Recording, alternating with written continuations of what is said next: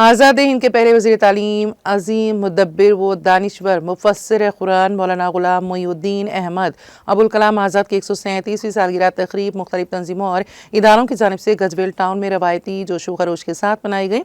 جس میں مقررین نے مولانا آزاد کی عظیم الشان خدمات کو یاد کرتے ہوئے بھرپور خراج عقیدت پیش کیا۔ اقلیتی اقامتی اسکول گجویل میں پرنسپل کرن کمار کی زیر صدارت منعقدہ تقریب میں سابق نائب صدر بلدیہ محمد ذکی الدین کی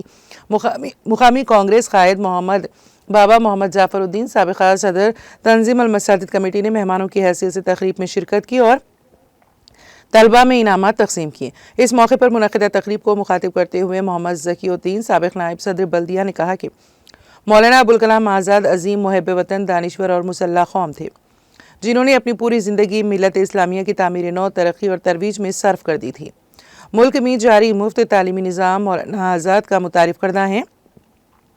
انہوں نے کہا کہ مولانا آزاد نے اپنی تحریر و تقریروں سے عوام میں حصول آزادی کا جذبہ پیدا کیا۔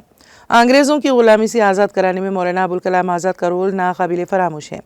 محمد ذکی الدین نے اپنے خطاب میں اسکولی طلباء کو مولانا آزاد کی تعلیمات پر پوری طرح عمل کرتے ہوئے اپنے مستقبل کو روشن بنانے کا مشورہ دیا اور حکومت سے مطالبہ کیا کہ ریاستی مرکزی حکومتیں مولانا ابوالکلام آزاد کے ادھورے خوابوں کو پورا کرنے کے لیے ممکنہ اقدامات کریں۔